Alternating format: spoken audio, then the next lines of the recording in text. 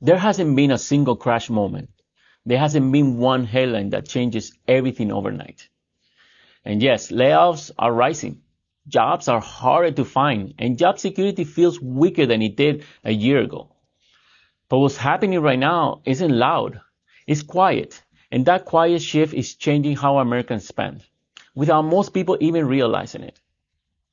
This doesn't feel like past downturns. There's no sudden freeze, no mass panic, no emergency button being pushed. Pressure still spread out.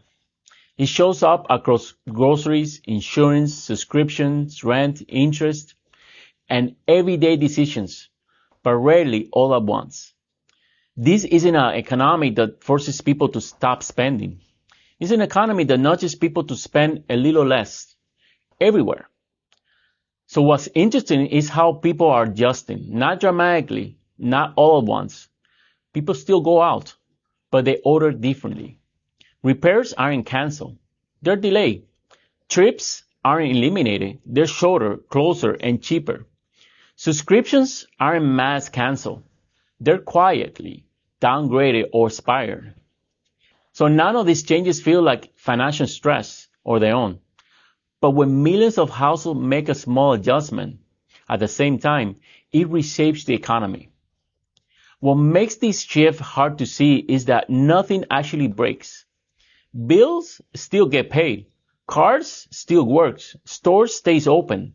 The changes happen between decisions.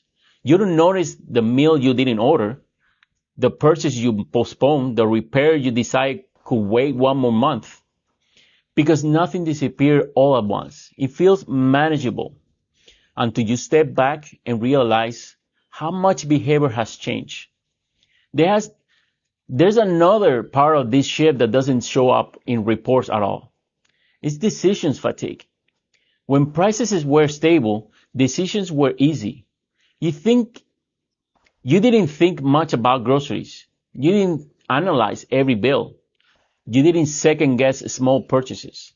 But now, almost every decision carries a weight. Do I replace this now or later? Do I lock this price or wait?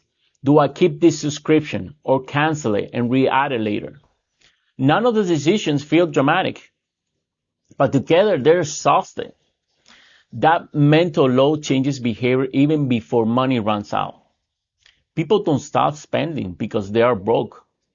They start spending because they are tired of thinking about it. This is why the data feels confusing right now. Spending can stay up even when people are buying less value per dollar. Employment can look stable while workers feel less secure, take second jobs, or stop switching roles.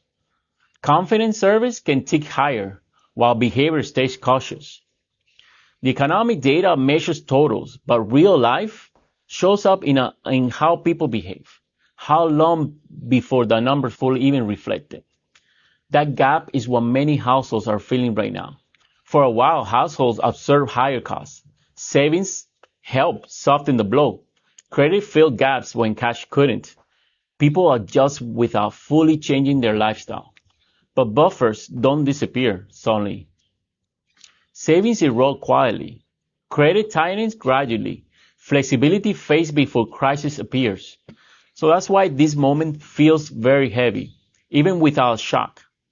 This kind of slowdown doesn't cause a crash. It causes a drag. Growth slows, hiring cools, raises pause, prices stay sticky. This is how economics stalls without breaking it. And that's why it feels frustrating, because nothing is technically wrong, yet everything feels tighter. If money feels harder to manage lately, it's not because you failed to budget. It's not because you imagine it. A quiet shift is happening, one that doesn't make headlines, but reshapes daily life. Recognizing it doesn't solve everything, but understanding it helps you navigate what comes next. Thank you for watching.